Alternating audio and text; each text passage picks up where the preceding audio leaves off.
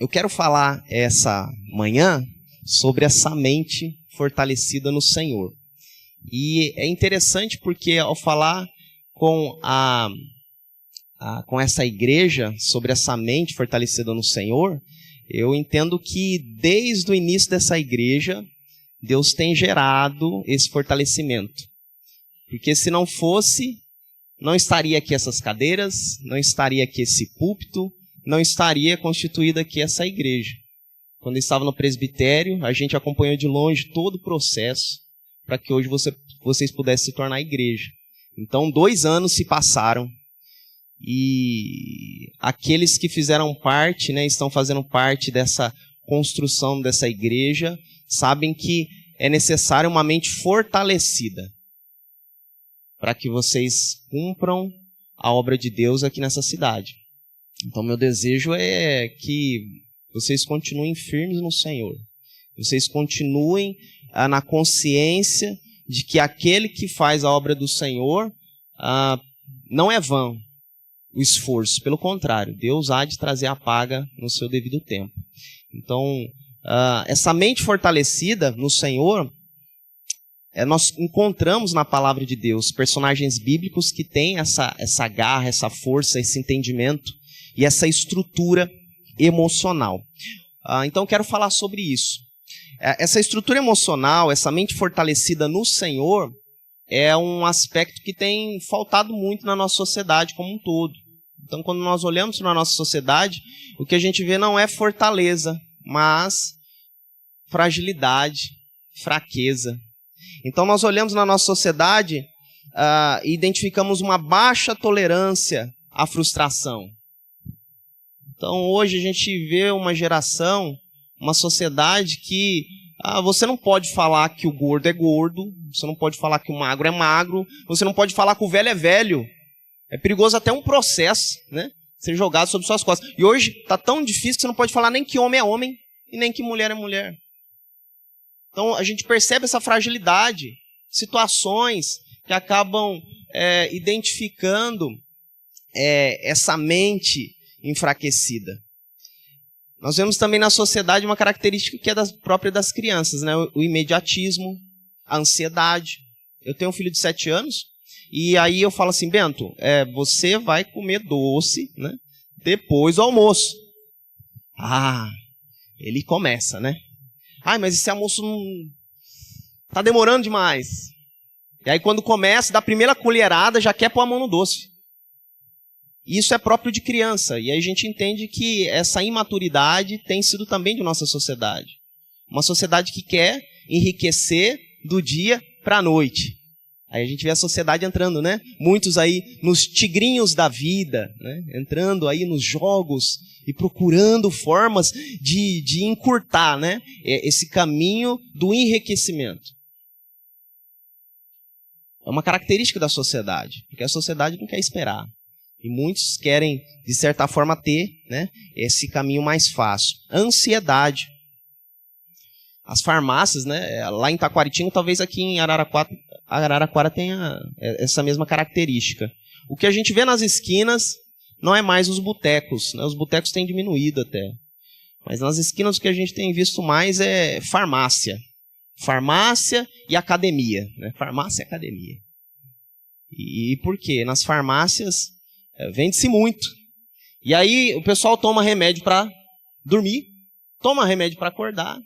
E um dos grandes da indústria farmacêutica são os ansiolíticos. A pessoa fica ansiosa, ela precisa tomar um remédio, precisa, e a gente vê uma sociedade ansiosa. A gente vê hoje crianças cheias de diagnóstico e ansiedade para tudo quanto é coisa. Então, a gente começa a observar essas características de uma sociedade fragilizada. E essas características são evidentes para todos nós. Fuga dos desafios. Então, hoje você tem um desafio de perder peso, você tem um desafio de entrar em forma. Aí a pessoa fala assim, não, eu vou lá na farmácia, eu compro, hoje tem aquelas aplicações que a pessoa faz no corpo para tentar, hormônio e tudo mais. Vamos encontrar uma forma. Não, desafio não. A gente situações que vão gerar incômodo, dor. Venha na escola bíblica dominical às 9 horas da manhã. Aí a pessoa ficou até 2, 3 horas da manhã, acordado. Não, é duro ter que sentar, ter que ouvir, ter que ler a Bíblia. Não, eu quero uma coisa mais tranquila, uma coisa mais... Então perceba que a nossa sociedade ela tem se tornado cada vez mais fragilizada e essas características são evidentes. Resistência à crítica, aumento da depressão, crescimento do índice de suicídios. Em Taquaritinga, a gente tem uma estatística terrível. Todos os anos, no mínimo 10 suicídios na cidade. É impressionante. Acontece um suicídio aqui, depois outro lá, e a maioria deles tem cunho passional. Um amor perdido, uma situação ali de angústia do coração, né? Então, quantas pessoas têm dado cabo de sua própria vida por situações que antigamente não eram assim, né? O pessoal de antigamente, né, da minha época, falava assim, na minha época as coisas não eram desse jeito. Hoje o pessoal fala sobre geração Nutella, né? Uma geração hoje. Antigamente as pessoas comiam mocotó, né? Tinham lá os homem, cabra macho, mulher firme. Apesar que hoje as mulheres são mais firmes do que os homens, né? A última estatística do IBGE destacou que 49% dos lares são liderados, né? Tem ali o arrimo de família, a mulher. Olha lá. Então, quando o homem acaba, né, se definhando com essa fragilidade, às vezes a mulher é mais forte. Mas isso é só lá em Taquaritinga, né? Aqui em Araraquara não deve ser assim também. Fragilidade de uma sociedade. E da onde que vem essa fragilidade? Essa fragilidade acontece por conta dessa mentalidade de que Protágoras, filósofo grego, ele vai dizer o seguinte, né? Ele tem uma frase importante. O homem é a medida de todas as coisas. Então, a sabedoria, a força, não está em algo externo, mas está internamente, está dentro de você. Dentro de você. Então busque em você. Então a gente vê os coachings, né, da vida.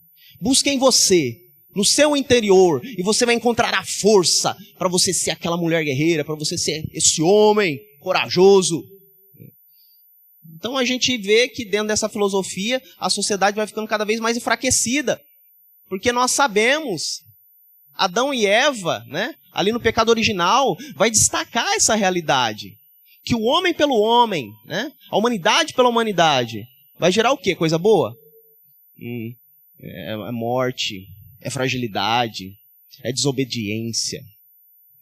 Então, a sociedade tem vivido assim. É por isso que hoje fala-se muito a respeito do relativismo.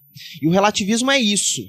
A realidade ou a verdade depende do olhar daquele que vê.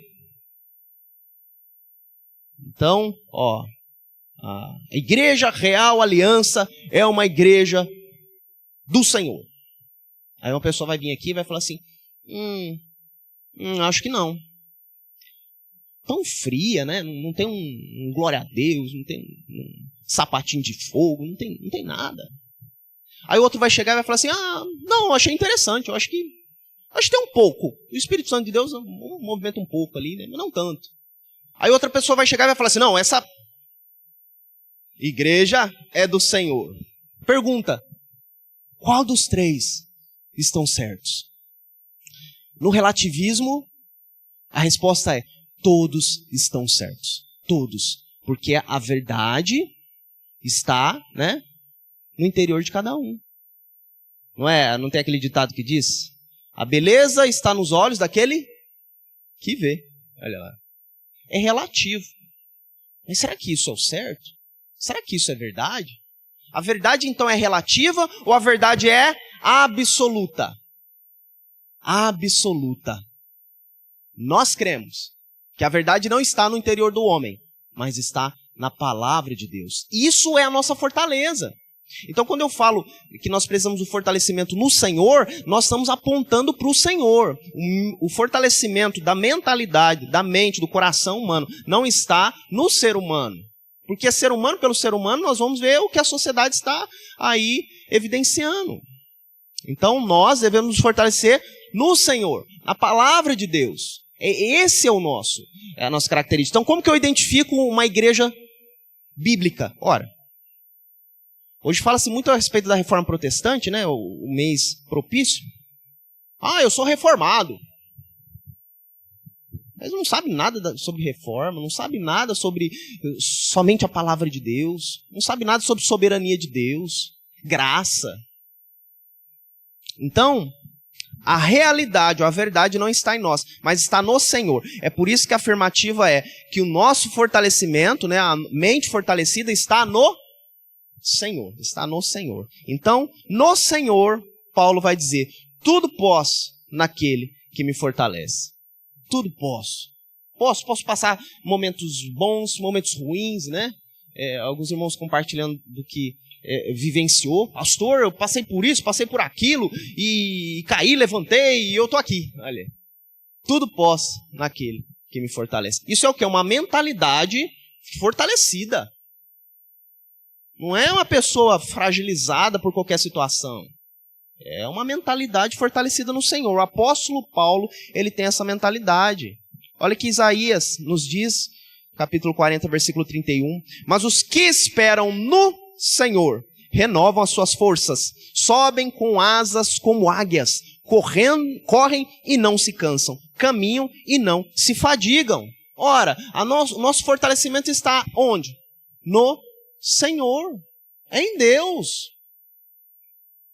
É em Deus. Quando nós buscamos o fortalecimento da nossa existência em outra coisa que não é o Senhor, é fraqueza. Não é fortaleza. Eu quero fortalecer o meu corpo, todos os dias eu vou começar a comer pizza.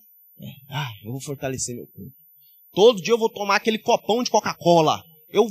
Não quero mais água. Daqui para frente eu vou beber Coca-Cola.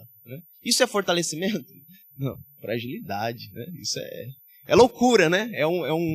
A pessoa vai se matando aos poucos. Pastor, mas eu gosto de tomar Coca-Cola. Aí é outra questão. Então a mente fortalecida no Senhor. E a mente fortalecida no Senhor, ela traz benefícios. E aí eu gostaria de elencar alguns benefícios. Não são todos, mas alguns benefícios quando nós temos a nossa mente fortalecida no Senhor. Então, pense que é um desafio. Pense que é um paradigma. Você tem a mente fortalecida em uma sociedade com a mente fragilizada. Então, quando você vai, né, ali no ambiente do seu trabalho, você vai identificar pessoas fragilizadas. Na escola, você vai identificar muitas pessoas fragilizadas. Uma sociedade... Quando nós olhamos para os noticiários, irmãos, é uma coisa de louco. Se o nosso fortalecimento não estiver no Senhor, vai estar onde? Então, alguns benefícios podemos elencar. O primeiro deles, paz. Quando a minha mente é fortalecida no Senhor, esse fortalecimento no Senhor vai gerar paz. Filipenses 4, olha lá, versículo 6. Não andeis ansiosos de coisa alguma. Em tudo, porém, sejam conhecidas diante de Deus as vossas petições, pela oração, pela súplica, com ações de graças. E a paz de Deus, que excede, que vai além de todo o entendimento. Ou seja, a paz de Deus não está no ser humano, mas está além do ser humano, né? A paz de Deus, que excede todo entendimento, guardará o vosso coração e a vossa mente em Cristo Jesus. Qual que é... Eu falei sobre, né, farmácia. Farmácia tem remédio para tudo quanto é coisa, né?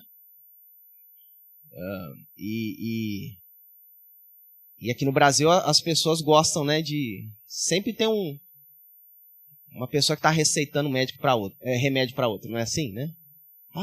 Tá com dor de cabeça? Toma isso, né? Minha mãe é desse jeito. As avós são assim, né? E aí gera um problema muito grande. Quando nós tivemos o Bento, a Luana teve o Bento, e aí estava com 1 ano, 2 anos, aí Começou a ficar com febre, doente. Criança, né? É normal isso acontecer. A avó já fala assim, olha, dá o chá, não sei da onde. Né? Faz isso, faz aquilo. A geração escuta.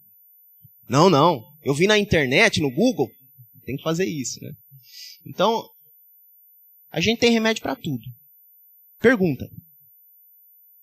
Qual é o remédio para a ansiedade, segundo aqui o apóstolo Paulo em Filipenses 4, versículos 6 a 7? Qual que é o remédio para a ansiedade? Eficaz. É chá de beber? É de comer? O que é? Qual que é?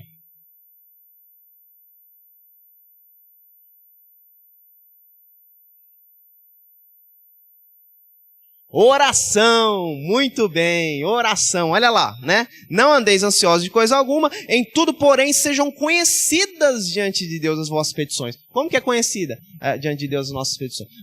Em oração. Então, orar. Se eu estou ansioso, ansiosa, mais oração eu preciso, é remédio. Porque quando eu oro a Deus, eu coloco diante do Senhor todas, né, as minhas ansiedades, todas as minhas limitações. E o Senhor, Ele vai substituir essa ansiedade pela paz que excede todo o entendimento. Né? Essa substituição. Fabuloso. Então a paz de Deus, ela preenche o nosso coração quando fortalecemos nossa mente no Senhor. Nós temos um exemplo maravilhoso isso, Ana. Olha lá. 1 Samuel, vamos abrir lá? 1 Samuel. 1 Samuel, capítulo de número 1. Olha lá. 1 Samuel 1.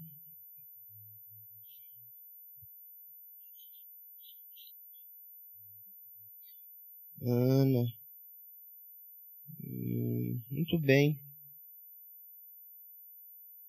Aqui o tema na minha versão bíblica, a oração e o voto de Ana. Pergunta, escola bíblica, quem que é essa Ana? Tem alguma Ana aqui? Ana? É a Ana. Qual que é o sobrenome? Ana? Hã? Maria? Ela, essa Ana aqui, que a Bíblia está falando? Poderia ser, né? Mas não é. Que Ana que é essa? Me ajuda aí. Hã? Mãe de Samuel. Maravilha. Ela era mãe aqui nesse momento? Não. Ela estava diante do Senhor, né, na casa do Senhor, em busca de algo, né? Ser mãe. Ela queria ser mãe, mas ela podia ser mãe? Não. Então ela estava frustrada, estava triste, estava angustiada. E ela vai até a casa do Senhor e ali ela vai falar com Deus, né? Ela vai orar ao Senhor. E aí? E aí o que acontece? Ela começa a orar,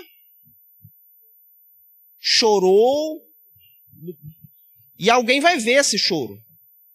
Quem que vai ver? Eli, o sacerdote, é isso? Eli, o sacerdote. E aí, o Eli, sacerdote, lembremos que o sacerdote ali no Antigo Testamento, ele vai expressar, né, ali a palavra de Deus. Então, assim diz o Senhor, né, a palavra do profeta é quando de fato Deus ele estava expressando ali a sua vontade real e verdadeira. Naquele contexto, Eli vai trazer uma palavra para o coração aflito, angustiado de Ana. Olha lá. Versículo de número 17. Então lhe respondeu Eli: vá-te em paz, e o Deus de Israel te conceda a petição que lhe fizeste. Olha lá. Então, uma palavra do sacerdote. Versículo 18. E disse ela: ache a tua serva mercê diante de ti. Assim, a mulher se foi seu caminho e comeu. E o seu semblante já não era triste. Ou seja, ela estava sem comer, ela estava angustiada, porque ela fez um pedido diante de Deus, ela queria ter um filho. Ela faz um voto diante de Deus. E ali naquela situação, Eli, como boca de Deus, ele vai, né? Vai-te em paz. A paz de Deus sobre Ana. E a partir daquele momento, o que acontece com Ana? Ela volta a comer, ela volta a ter vivacidade, ela volta a ter esperança e ela, no seu coração, recebe essa paz do Senhor. E tudo começou, né, com um gesto de oração, de clamor, de busca a Deus. Então, a nossa vida é assim também. Quantas vezes falta paz? Quantas vezes falta, né, ali o fortalecimento mental e espiritual? Então nós devemos buscar em quem? Em Deus, no Senhor. No Senhor. Ah, mas eu não sei orar. Ah, eu não sei. Então, peça a Deus, né, entendimento, mas fale com o Senhor. Comece, né, a exercitar. É igual pessoas falam assim, ah, eu não gosto de academia. Ah, eu não sei nada. Comece. Ah, eu queria tanto ler todos os livros do mundo, mas eu não consigo. O que eu devo fazer? Comece, senta na cadeira lá e vai ler um livro. Abre o livro e começa a ler, né? E aí vai vindo o entendimento. Então, da mesma forma, aqui, a paz que excede todo o entendimento, ela é gerada no nosso coração a partir do gesto da oração. Então, uma mente fortalecida no Senhor é uma mente, né, que com certeza tem a paz de Deus em sua vida. Outra característica também de uma mente fortalecida no Senhor é sabedoria. Provérbios 2:6. Porque o Senhor dá a sabedoria e da sua boca vem a inteligência e o entendimento. Olha aí que maravilhoso. A fonte de sabedoria está onde? Em Deus. Em Deus. Palavra do Senhor. Revelação especial para as nossas vidas. Então, está no Senhor. Começa a pesquisar vários cursos online, né? Hoje a moda é cursos online. Precisa de curso online para isso, para aquilo. É bom, às vezes, você, né, melhorar ali na sua área profissional, mas tem gente que começa a ter curso para tudo quanto é coisa, tentando encontrar uma forma sábia de se viver, um segredo para ter uma vida bem-sucedida. E onde está esse segredo de uma vida bem-sucedida? A palavra do Senhor está no Senhor. É no Senhor que está a sabedoria. E a sabedoria é o quê? É algo prático, é uma vivência. A sabedoria está lá fora, né? No sentido de quando você precisa tomar uma decisão. A sabedoria vai ser necessária ao longo de sua semana, no seu ambiente de trabalho, dentro da sua casa. Como você vai responder a uma situação ali familiar, que dependendo do que você falar, pode destruir. Então, a sabedoria na prática, né? É uma sabedoria que vem do Senhor, né? E é interessante, há uma historinha que diz que certa vez 2 meninos queriam pregar uma peça a um grande sábio. E aí os 2 meninos falavam assim, ó, tudo que é levado para esse sábio ele tem uma inteligência fabulosa, ele consegue desvendar. Mas hoje nós iremos pegar ele. Aí os meninos, né, um deles pega o passarinho, coloca na mão, vai chegar lá para o sábio e vai fazer algumas perguntas para ele. Vai falar assim, ó, e aí a gente vai chegar para o sábio e perguntar, sábio, o que eu tenho na minha mão? E aí se ele descobrir, aí eu vou falar, ó, tá vivo ou tá morto? Aí se ele falar que tá vivo, eu mato. Se tá, né? Não, quer dizer, se estiver vivo, vai ficar, né? Ele vai fazer sempre o contrário. Ok. Chegaram lá, diante do mestre. Falou, mestre, o que eu tenho na mão? O mestre falou, um passarinho. Olha, é verdade, tem um passarinho. Mestre, ele está vivo ou está morto? Um olhando para o outro, falando assim, ó, se ele falar que está vivo, a gente mata agora. Aí o mestre vai olhar para o olho da criança e vai dizer, ó, depende do que você vai fazer. Sabedoria. Sabedoria é isso. Sabedoria é prática. Provérbios capítulo de número 1. Abra lá. Provérbios capítulo de número 1. Versículo 1.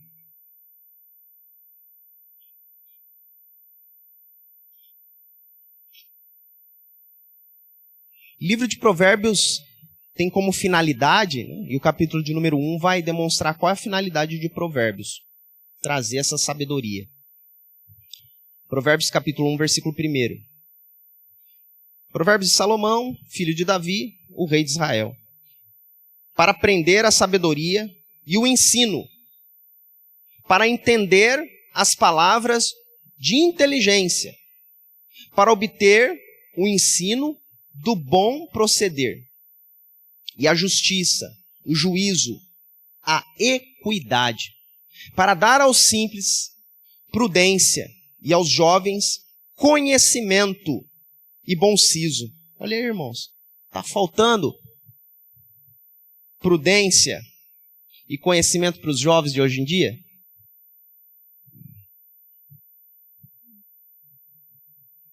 Conversando com os jovens da igreja, muitas vezes eles falam: ah, pastor, o senhor não sabe o que aconteceu essa semana na escola. E cada vez, né, toda semana tem uma novidade. Essa semana, uma das escolas lá, ele falou assim: pastor, um negócio terrível. Uma menina lá conversando com outro menino e falando como eles tiveram na semana uma relação sexual entre eles. E aí eles começaram a falar e começou o grupo no meio da aula. Começou a fazer aquela roda e aí eles começaram a falar alto. Oh, foi assim, aí eu fui na casa dela, ela veio comigo e assim assado. Ele falou: pastor, isso aconteceu lá na escola. Eu falei assim: e a professora? Tadinha da professora, né, hoje. A professora falou assim: ó, não tem nada a ver com isso. Prudência, sabedoria, discernimento. Nossa sociedade precisa da palavra de Deus. Nossa sociedade precisa de sabedoria.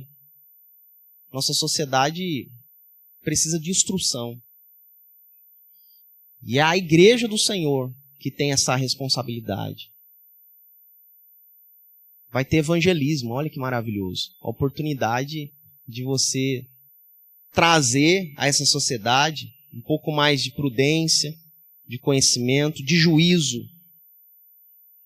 Provérbios continua dizendo: ouça o sábio, cresça em prudência, e o instruído adquira habilidade para entender provérbios e parábolas, as palavras e enigmas dos sábios. E olha, fantástico, versículo de número 7. Ele fala do princípio da sabedoria. Qual é o princípio da sabedoria? Temor do Senhor é o princípio do saber. Quando nós vamos nas maiores universidades federais e tudo mais do Brasil, você vai chegar lá e muitas delas vai ter lá um professor ateu que vai chegar e vai falar assim: esse negócio de religião aí, de Deus, isso é para os fracos. Falar aqui palavras de Nietzsche. O temor do Senhor é o princípio do saber. Se não houver temor do Senhor, se não houver reverência, se não houver submissão a Deus, não há como ter sabedoria. Então a vida sábia na prática, né, a vida sábia na prática é aquela, né, a pessoa sábia é aquela que ouve, observa tudo com atenção, aceita os conselhos e as repreensões feitas com amor, analisa os fatos antes de tomar uma posição, prefere ser guiado pela razão em vez da emoção. Você conhece alguém assim? Cuida melhor de sua saúde e não se entrega a vícios. Não alimenta o ódio e o rancor, pois sabe perdoar. Leva a vida a sério e com responsabilidade. Empenha-se em andar pelo caminho da verdade. Irmãos, imagine se o Brasil, se a nossa sociedade praticasse isso, né? Vamos pôr ali 30%. Sabedoria. Quando nós olhamos para os nossos governantes, o que a gente vê? sabedoria, né? Prudência. Não vamos gastar. Não vamos onerar o povo brasileiro. Não vamos mais impostos, não, vamos diminuir. Vamos agora estimular as empresas. Falta o quê? Sabedoria. Falta sabedoria. Sabedoria. Salomão, ele vai ter uma sabedoria do Senhor no seu governo sobre Israel. Completo. Mas depois virá o seu filho Roboão. E o que ele vai fazer? Ele vai dividir a nação. Porque ele vai dar ouvido a quem? Aos sábios? Aos mais experientes? Não, aos jovens. Ele vai dizer o seguinte: se meu pai cobrava imposto de vocês, agora vocês vão ver só, vou cobrar mais ainda. Irmãos, não tem como, não há sabedoria. Provérbios vai dizer, né, que o povo geme quando há um governo que não é sábio. Hoje, né, já é o segundo turno, né, das eleições. Que Deus dê graça, né, para aqueles que vão eleger os seus prefeitos. Porque nós sabemos que há muitos lugares que vão padecer por conta de prefeitos aí que não tem nada, nenhum aspecto de temor ao Senhor. Então, uma mente fortalecida em Deus é uma mente sábia.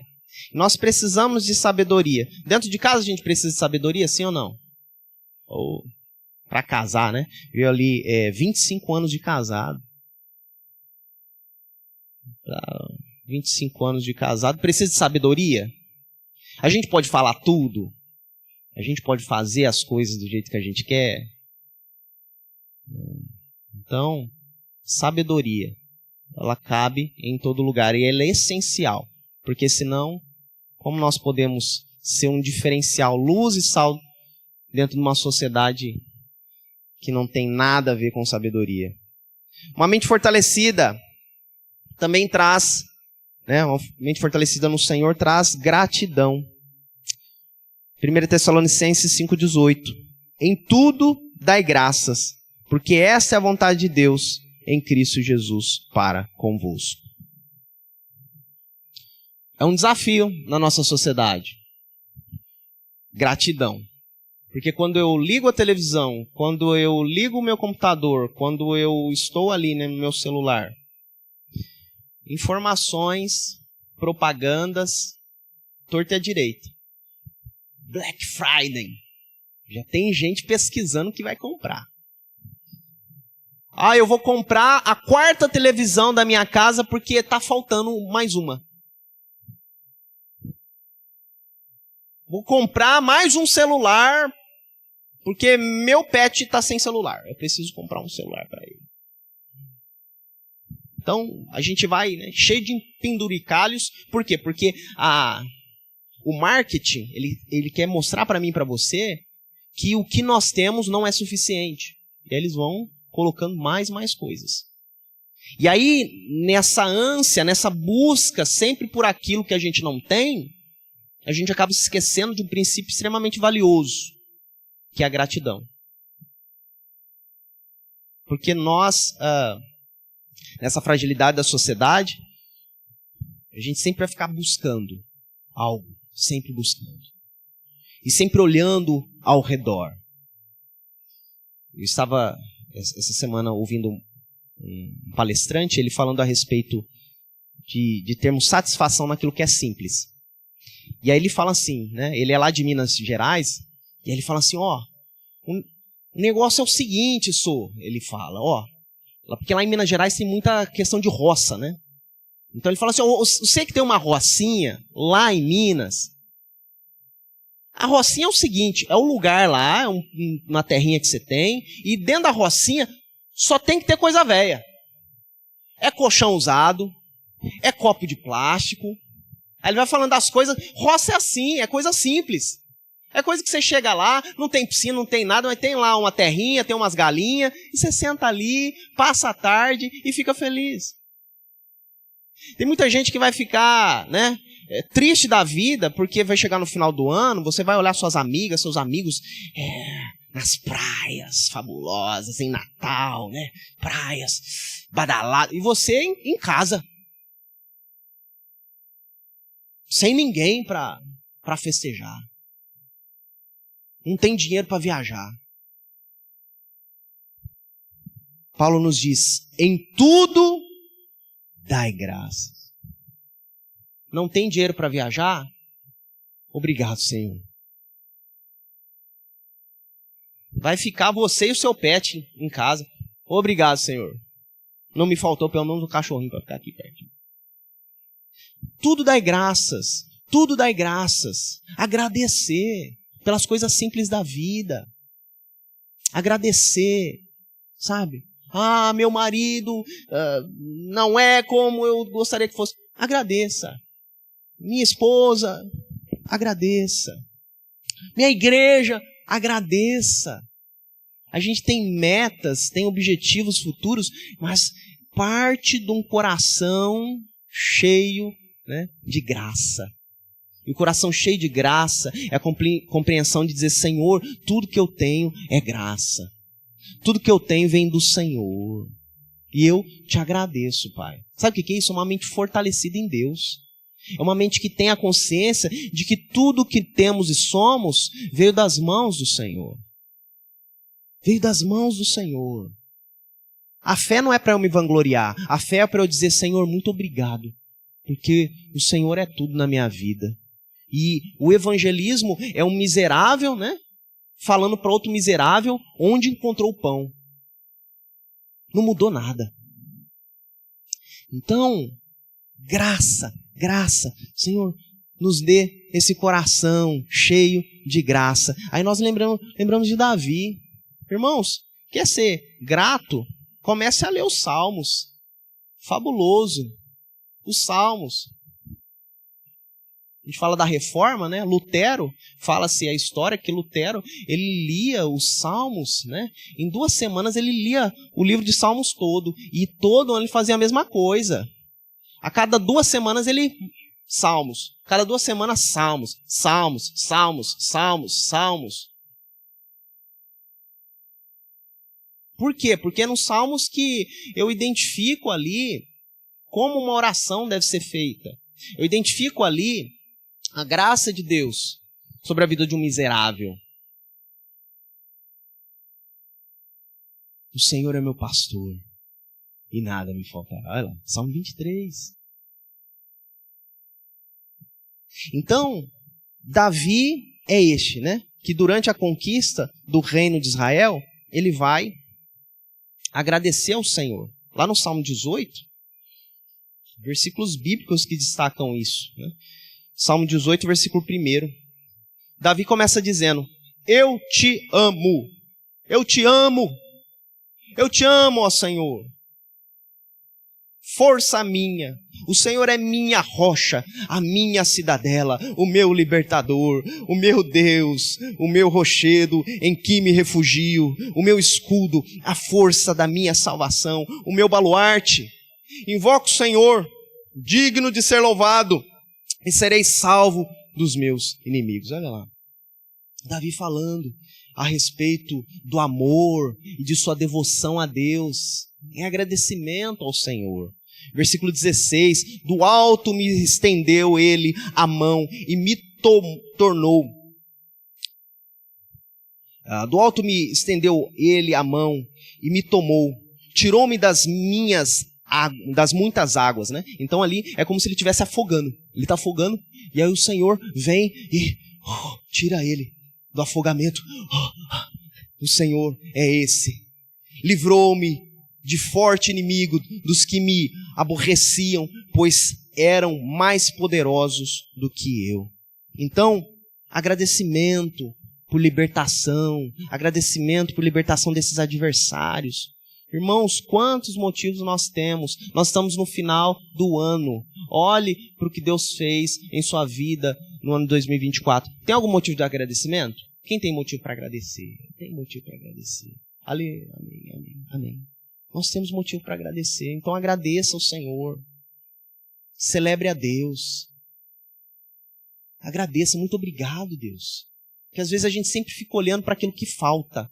Ah, está faltando saúde aqui, está faltando ânimo ali. Não.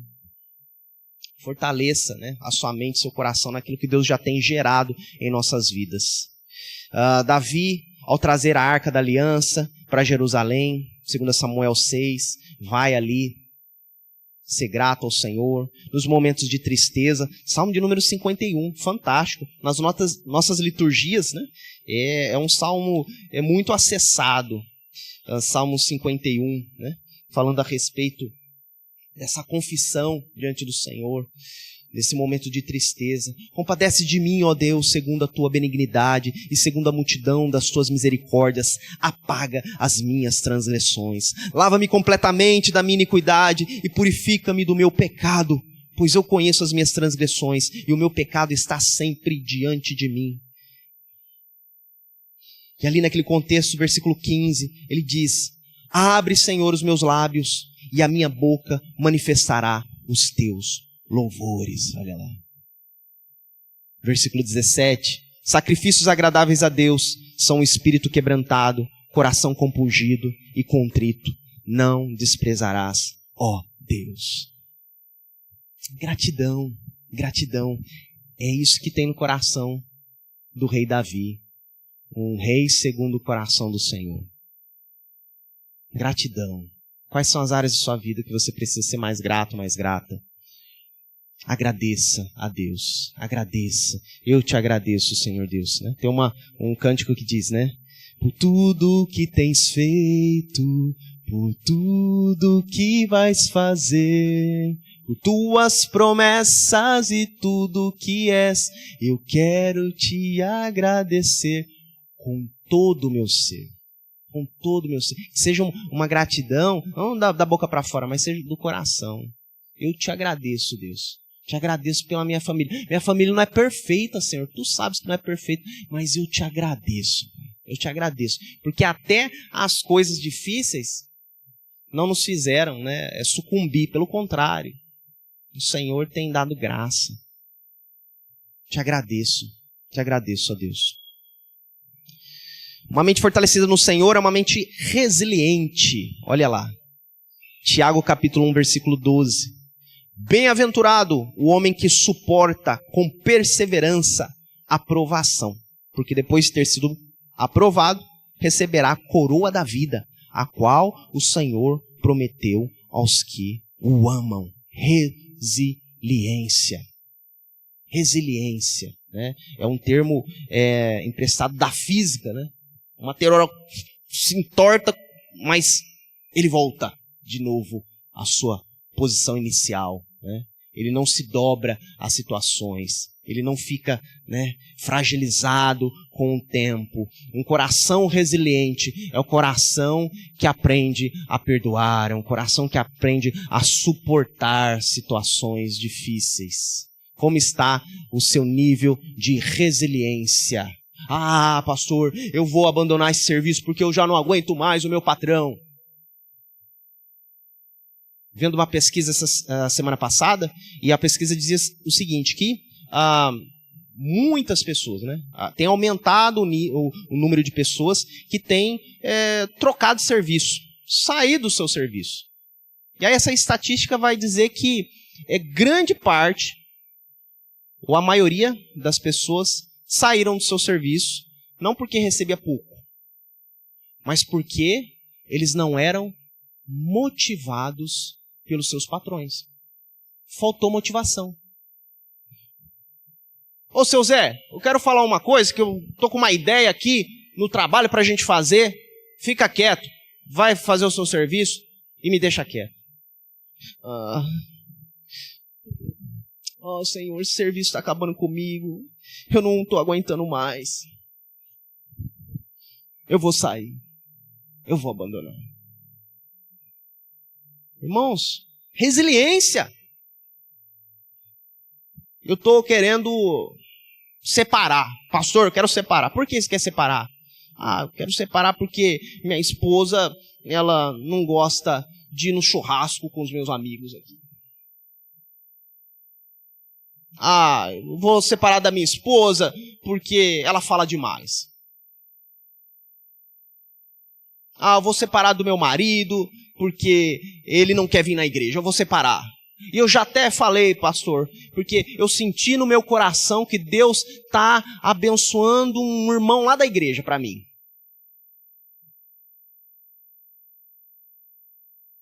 A gente ri, mas isso daí está acontecendo à torta e à direita, irmãos. Tem até pastor caindo nessas ondas aí também. Larga a mulher para se relacionar com a irmã da igreja. Então, o que falta? Né? É uma indecência, é uma questão moral, mas falta resiliência. Há casamento perfeito, irmãos? Sim ou não? Casamento perfeito? Há casamento justo? Corretinho, justo. Há casamento justíssimo? Porque se for justo, a mulher trabalha, o marido vai trabalhar também, e aí os dois têm que ir justinho pagar as contas. É assim? Aí quando a mulher vai lá, ela entra nos produtos, gasta uma... Mulher, mas e o salário? Não, eu comprei uns produtos para mim aqui, umas roupas. Isso é motivo para separação? Não. Mas eu preciso entender que no casamento, eu tenho que suportar algumas injustiças. Algumas coisas que não são justas conforme a palavra de Deus. E aí a gente vai caminhando, vai aperfeiçoando. E é isso, resiliência. O seu marido não é perfeito, mas você precisa ter resiliência para abençoar a sua casa e o seu relacionamento. A mulher também é assim. É por isso que a palavra de Deus fala sobre o amor ágape, né? E que o homem ele deve amar a sua esposa de acordo com a conveniência humana, é assim? A Bíblia fala. Como Jesus ama a igreja. Então, ele pega o nível e joga lá para cima. Falou, tudo bem, você larga da sua esposa se você estiver cumprindo aqui. Você está amando sua esposa como Jesus ama a igreja? Não, vamos ficar junto aí. Tá tudo bem. Então é assim, mais resiliência nós precisamos. Mais resiliência, mais força, né? Senhor Deus, me ajude. Bem-aventurado o homem que suporta. Não é suportar dizendo assim, esse marido aqui é uma cruz que Deus me deu para eu carregar. Não é isso. Suporte é o quê? É um tá caindo, o outro vem, vamos, né? É tão bonitinho quando você vê aquele casal de idosos, né? Um tá ali meio ruim da perna, o outro vem e ajuda aqui, vamos, esposa, vai juntinho. É bênção, um sendo suporte para o outro, um abençoando e cuidando do outro. Isso é resiliência. Resiliência. Está cada vez mais difícil. 25 anos, 30 anos, 50 anos de casado. Daqui a pouco vão pegar esses casamentos de 50 anos e vão colocar no museu e vai falar assim, olha lá, naquela época era assim. Agora mudou tudo, os casamentos duram 3 meses. Então, uma mente fortalecida no Senhor, é uma mente resiliente, é uma mente que suporta, né, com perseverança as provações. Tem o exemplo mais importante, né, um dos mais importantes da Bíblia é de Jó. Olha aí, Jó, perseverando.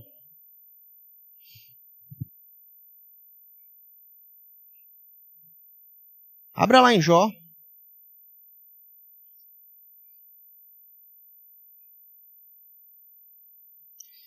Esse texto é um dos grandes textos extremamente valiosos no que diz respeito à resiliência. Jó, capítulo de número 1. Jó vai perder tudo, né? Vai perder tudo que tem, propriedade, família, saúde. Uma situação terrível. Ele estava acabado, destruído. E na sua destruição, ele amaldiçoa a Deus e morre, é isso? Ele recebeu um conselho aí para fazer isso. Mas ele vai obedecer esse conselho? Não. Jó 1, versículo 21. Vamos ler esse versículo todos juntos? Jó 1, versículo 21, no 3. 1, 2, 3. E disse, nu saí do ventre de minha mãe, e nu voltarei. O Senhor o deu, o Senhor o tomou. Bendito seja. Uau! Da onde vem essa resiliência? Quem em sã consciência consegue falar uma coisa dessa? Alguém que está fortalecido no Senhor. Olha, que mentalidade. O Senhor deu, o Senhor tirou. Bendito seja o nome do Senhor. A consciência de mordomia. Tudo que temos não é nosso, é do Senhor. Se fazemos, entregamos a Ele. Então Jó, ele aceita e louva o Senhor mesmo em meio à perda. Jó tem essa resistência ao desespero e à sujeição de outros. Teve um caso, né, se não me engano essa semana, de um poeta, de um famoso no Brasil, não me recordo o nome exatamente, mas ele começou né, por situações não somente de velhice, mas enfermidade mesmo, o Alzheimer. Né? Ele começou a esquecer algumas coisas e tal. E aí, diante dessa situação, ele diz, não, eu não quero isso para mim, não. Eu vou dar cabo da minha própria vida, mas eu vou fazer isso conforme a ciência determina. Aí ele foi, se não me engano, para a Suíça. Aí esse brasileiro foi para a Suíça e lá ele teve uma morte assistida. Ele escolheu morrer. Porque lá na Suíça diz que a lei permite isso. Aí foi lá, aplicaram alguma coisa nele lá e ele morreu. Escolheu um suicídio. Ah, eu já ouvi isso da boca de crente. Ah, se for para eu ficar doente, assim, assado, ser cuidado pelos outros, eu prefiro a morte. E a fé? E a resiliência? E o bendito seja o nome do Senhor. O Senhor me deu saúde, né? Hoje, né, por conta do pecado, consequências do pecado, as limitações, hoje eu não tenho mais saúde. Bendito seja o nome do Senhor. Resiliência. Nós precisamos de, né, força. Nós precisamos de uma mente forte. Nós precisamos aceitar algumas coisas, compreender que tem coisas que não tem como mudar. Tem coisas que não tem como mudar.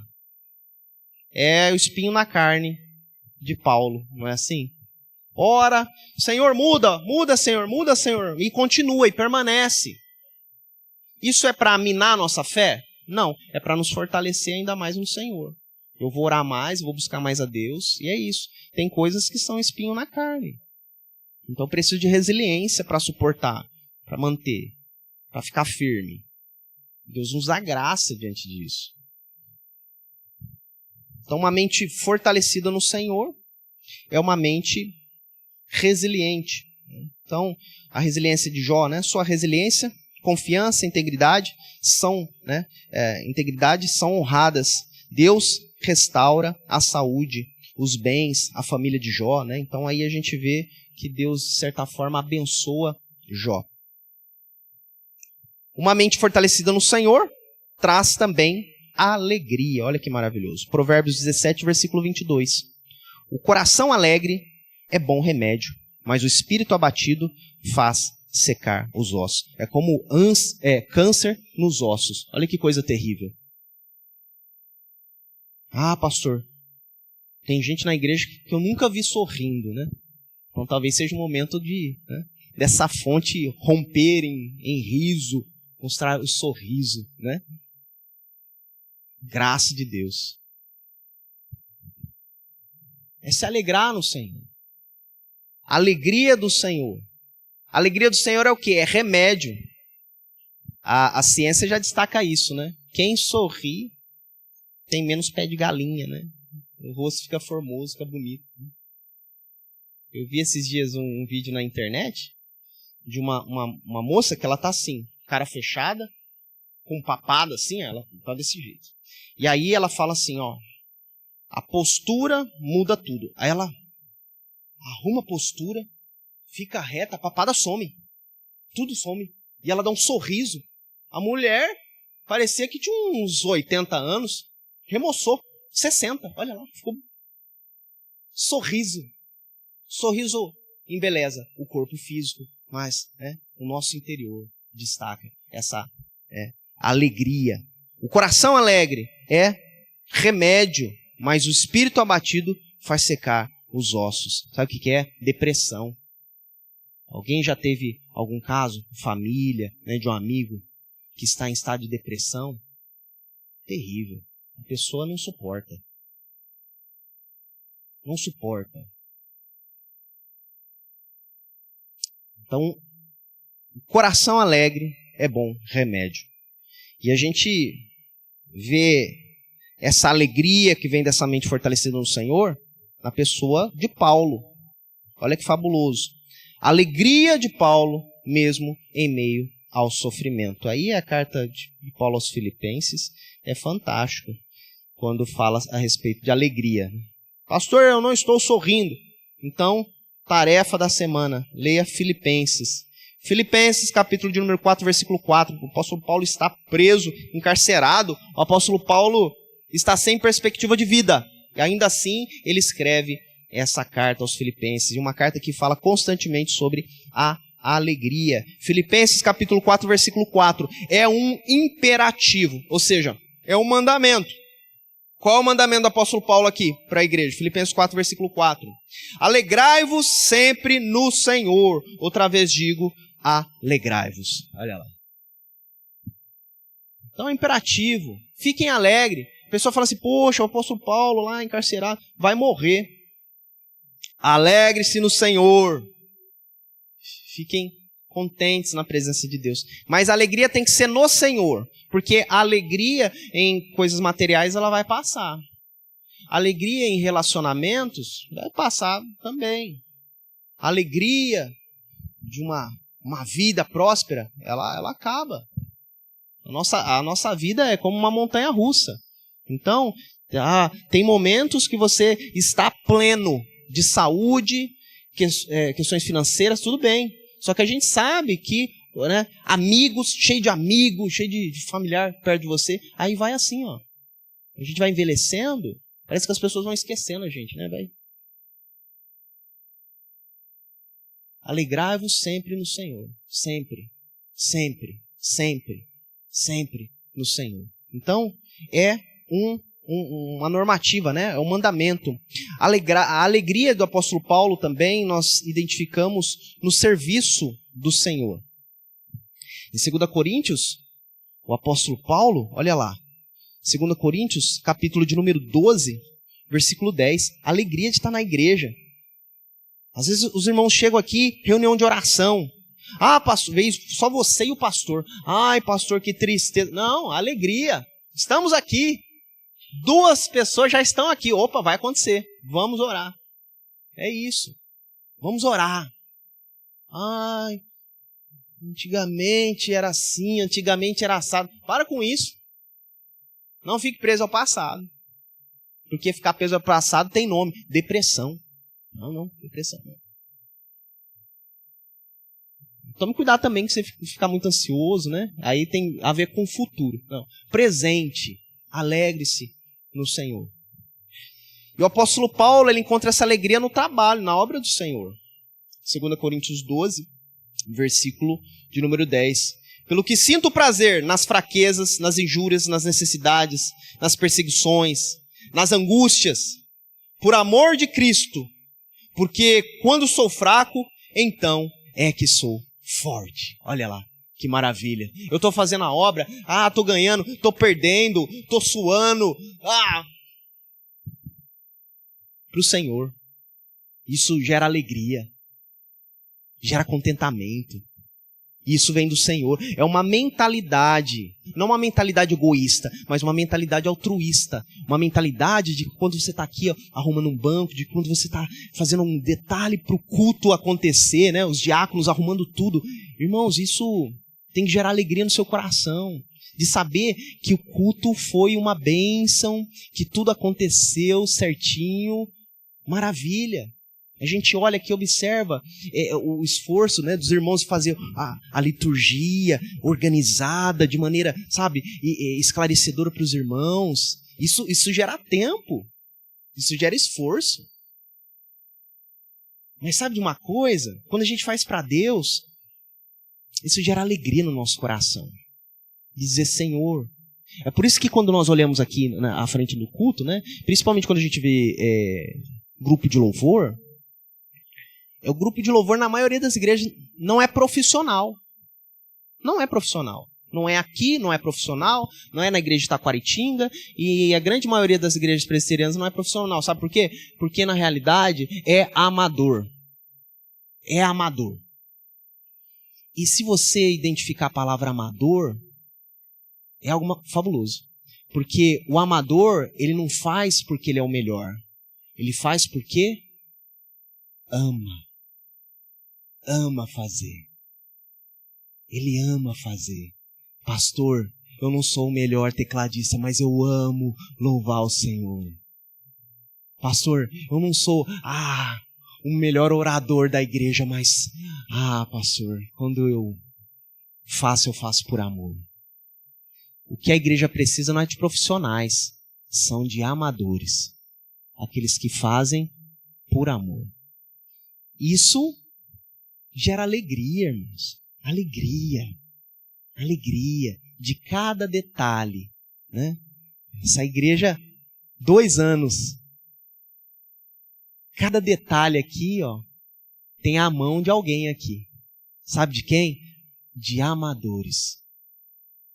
Pessoas que fizeram e que fazem porque amam o Senhor. Continue fazendo, mas faça com alegria. Faça com alegria. Faça com alegria. O apóstolo Paulo é esse. A vida de Paulo nos ensina que a verdadeira alegria não está nas circunstâncias externas, mas em uma relação profunda com Deus. E é isso.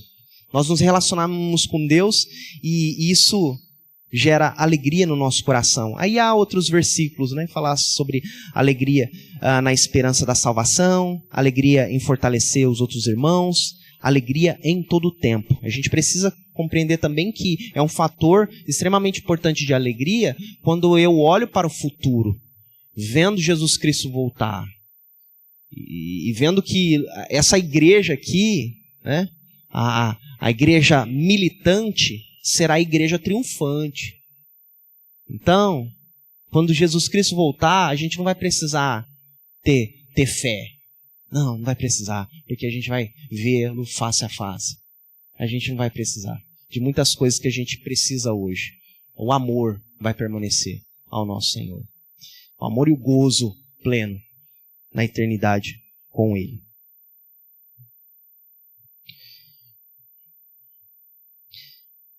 Uma mente fortalecida no Senhor traz esperança. Romanos 15:13.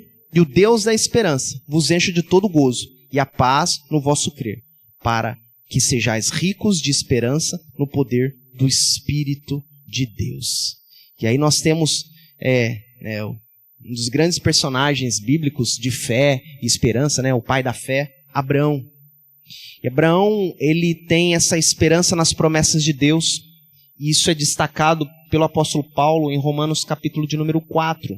Romanos 4, versículo 18. Romanos 4, versículo 18, que nos diz: Abraão, esperando contra a esperança, creu, para vir a ser pai de muitas nações, segundo lhe fora dito, assim será a tua descendência. Então, quando Abraão não tinha nenhuma expectativa real de que poderia ter uma descendência, Deus faz uma promessa a Abraão. E ele vai crer, né? Olha lá. Esperar contra a esperança. Quantas vezes é assim comigo e com você? Esperamos contra a esperança. Alguém vai chegar e vai falar assim, não tem jeito não. Tira o seu cavalinho da chuva. Você fala assim, eu espero contra a esperança. Eu espero. Abraão vai ser assim. Abraão vai ser um grande exemplo dessa mente fortalecida no Senhor, que traz aos nossos corações esperança. Então tenha esperança nas promessas de Deus. Tenha esperança. E essa esperança gera na vida de Abraão obediência. Então, em Gênesis capítulo de número 12, versículo 1 a 4. Olha o que diz a palavra do Senhor com relação à esperança de Abraão. Gênesis 12, versículo 1. Diz o seguinte: Ora, disse o Senhor a Abraão, sai da tua terra, da tua parentela e da casa de teu pai, e vá para a terra que te mostrarei. E de ti farei uma grande nação, e te abençoarei, e te engrandecerei o nome, se tu uma bênção. Abençoarei os que te abençoarem, amaldiçoarei os que te amaldiçoarem, e em ti serão benditas todas as famílias da terra. Partiu, pois, Abraão, como lhe ordenara o Senhor. Fabuloso. Deus faz a promessa, olha, agora Abraão ele vai pensar, Senhor, eu vou pensar bem, eu vou ver aqui porque os familiares, estamos tudo aqui, a gente vai ter que sair daqui e ir para um lugar deserto, que nem sei que lugar é esse. Senhor, eu vou esperar um pouco, vou meditar. É assim que vai acontecer com Abraão? Não. O texto bíblico é fabuloso. O versículo 4 vai dizer, partiu, pois, Abraão. Não teve conversa. Partiu. Obedeceu. Então, a esperança, ela gera ação no aqui e agora. Então, quando eu tenho esperança, há uma atitude concreta a ser realizada. Então, Abraão é esse. A esperança de Abraão em Deus o capacitou a perseverar, obedecer e aguardar com confiança o cumprimento das promessas de Deus. E por último, eu destaco que uma mente fortalecida no Senhor traz dependência. Então, na sociedade, quando uma pessoa ela é autônoma, quando ela não precisa depender mais de ninguém, bem-sucedido. A lógica cristã é diferente. O nosso desenvolvimento está atrelado à dependência a Deus. Então, quanto mais dependente de Deus, mais maduro na fé eu me encontro.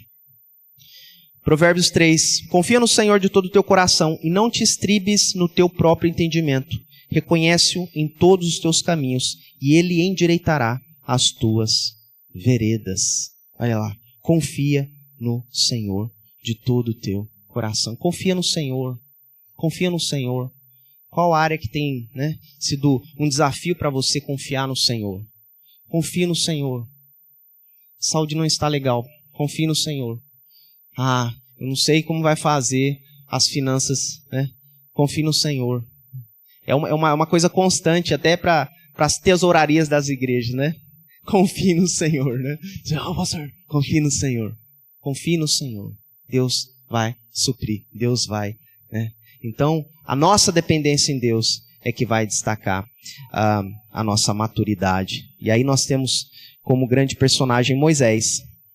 Dependência do chamado divino. Senhor, eu não sei falar. Senhor, eu não sei como vai ser. O Senhor vai capacitar.